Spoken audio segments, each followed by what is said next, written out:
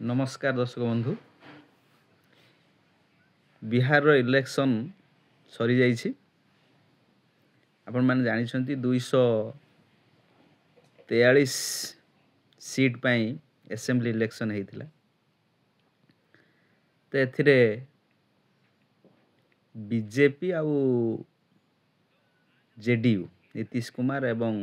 जो दल अछि से माने प्रचंड बहुमत रे आछंती ताको गठबंधन 200+ सीट रे से माने विजयी जहाँ रुझान आसूची इलेक्शन कमिशन बाकी जहाँ फाइनल रिपोर्ट जहाँ देबे तांको ये रे तो कथा होची जे इलेक्शन रे केवल विजयी दल जो जे कि सरकार गठन करिवो ताकू चयन करा जायनी बरं विपक्ष रे किए बसिबो को दल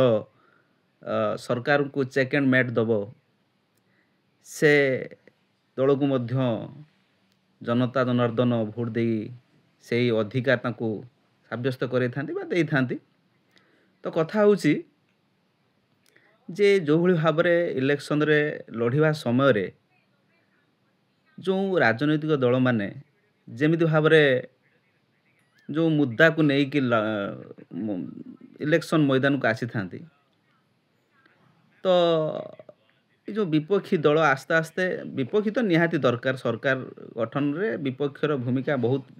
बहुत बड़ भूमिका अछि से मानकर किंतु से माने ये जो विशेष करी कि कांग्रेस हो कि जेडीयू हो सॉरी जो आरजेडी हो कि अन्य जो अछंती जो माने इलेक्शन रे लढुचंती तो से माने जो मुद्दा नहीं कि आसुचंती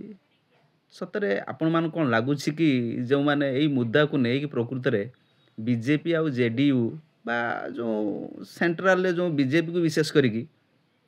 जो चेक मेट करबा तांको लेवल को आसीबा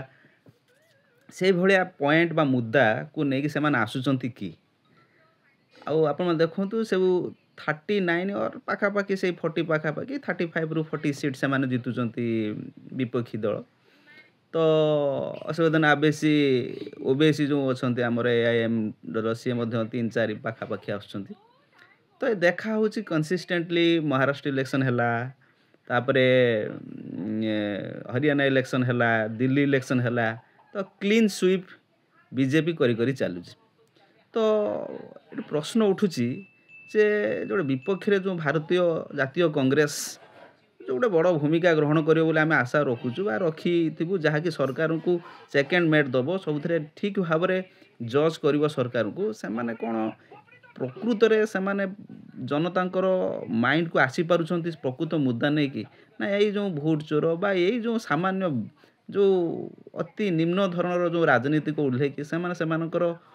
जो व्यू पॉइंट अछि से माने जनता बाहर पहुंची पाउनांती आपण माने विचार करंतु एवं कमेंट करी कहंतु कौन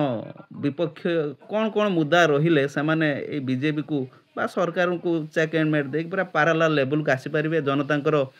जनमानसर मस्तिष्क रे सबदिन पय माने उडे उडे कॉन्फिडेंस क्रिएट करि परिबे सो दैट नेक्स्ट इलेक्शन जो आसुची सेथरे से माने भलो करि पारे आपण माने सुचिंतित मतामत दियंतु थैंक यू।